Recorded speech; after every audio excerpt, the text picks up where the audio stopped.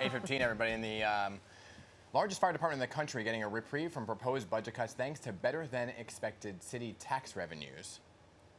I'm proud to announce that we have good news to the FDNY as we restore the fifth firefighter at 20 of the city's engine companies.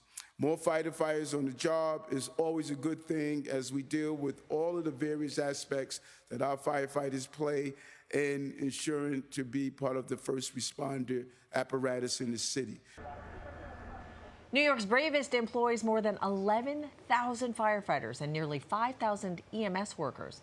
Joining us this morning to discuss what this budget reversal means, not only for the department, but for New Yorkers, is FDNY Commissioner Laura Kavanaugh. So good morning to you, Commissioner. Thanks for being with us. Sure. Good to see you. So break it all down for us. What does this mean for the department? So it means a couple of things. One, we just have some additional staff, which is, great. We're very thankful to the mayor for that. But in particular, these 20 firefighters tend to be in companies where they either have a really high workload, really complex buildings in their area. I'd really say that when New Yorkers think about the winter, fires go up. The weather is often very bad, and as you guys know, we have these lithium-ion batteries as a new danger. So these 20 firefighters will be staffed in companies where we see all of those things as a particular challenge. So do you have a dollar amount that was restored back to the FDNY that was initially going to be cut?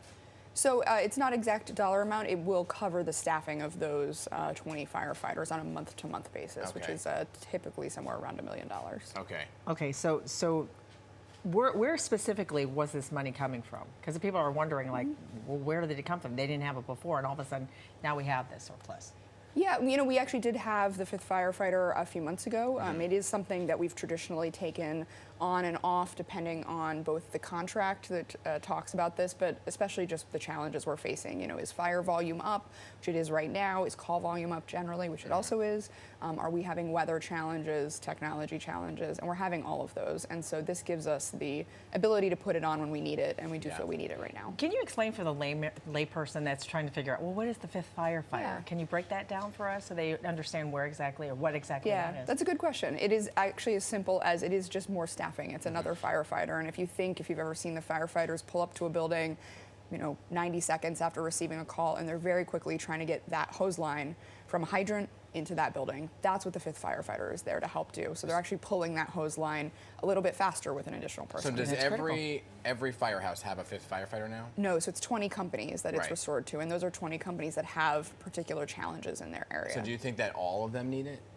I think that is sort of a case-by-case basis. There's certainly times where we do staff it even over that level, especially during certain weather challenges. But for right now, those 20 are really the ones where we have the greatest challenges. What makes the determination on those 20 that those are the ones that need it? Just the amount of calls that come into those specific stations? Some of it's workload, and some of it's the type of building. So, when you have a lot of high rises, when you have older buildings, anything we're bringing that hose line that's quite difficult, as you can imagine, into the building or even upstairs is uniquely difficult. Also, weather, it's harder to do this when it's snowing, when it's freezing. We often have hydrants freeze. That's how we choose where the fifth firefighter is going to go.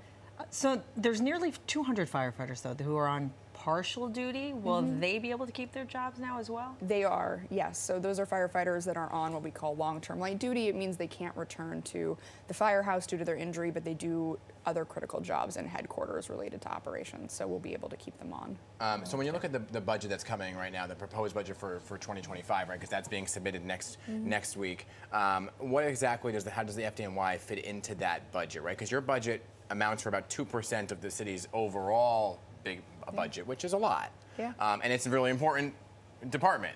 So are you looking for more funding to expand staffing further? We are. We're looking at certain programs that have proven to be particularly effective. We're looking at both fire and EMS staffing and trying to figure out, where do we have holes, where do we need those filled, and then we're actually looking at the staffing that supports our first responders. So things like auto mechanics or make sure that those ambulances and trucks get out on time. What's interesting, though, is you're getting this money back, but you're still not where you were, about a couple years ago, right? So how have you absorbed those costs then? I think it's actually a credit to our members. They are able to do more with less, even when that's really difficult, you know, because they're such consummate professionals. But, you know, we're always fighting for more for them. You know, obviously we have to work within the fiscal constraints of the budget, right? Where I'm city residents or our members, you know, we want to make sure we're managing our money responsibly, but we're also going to advocate for the department and getting those additional resources. Got to ask you about you mentioned the lithium-ion battery fighters. I feel like we talk about it every time that you're here, but we have to talk about it again, right? Any progress on getting the companies themselves to be held responsible for putting some of these faulty batteries out in the market in the first place? So I will say that after I initially, you know, called upon them to do more, they did come and meet with me, and we told them some of what we wanted them to do and some of what we wanted them to work with us on, and they were receptive to that. So I think it remains to be seen in the new year. What is something you wanted them to do? Things like we'd like them to, one, make sure that they're taking these illegal or unsafe devices off their sites, and we still see inconsistent compliance there. But also in particular, you know, they know who's bought these. So one of our greatest concerns is people who bought these before we passed these laws here in the city. And so asking them to get a hold of those customers and let them know they may have something that wasn't safe when they bought it and is still in their home. Those are some of our biggest asks. So I'd say it remains to be seen the progress we'll make together, but I have to at least say that they did respond to my call. Hopefully in 2024 we get where we want to go with them. Yeah, hopefully we will see more progress there. Yeah, All absolutely. Right. Commissioner, thanks so much for taking the time this morning. Thank you. Still got to bring me over to the training facility. I got to come over Word, game. Anytime you want to come. We love a challenge, All right. as you know. All right.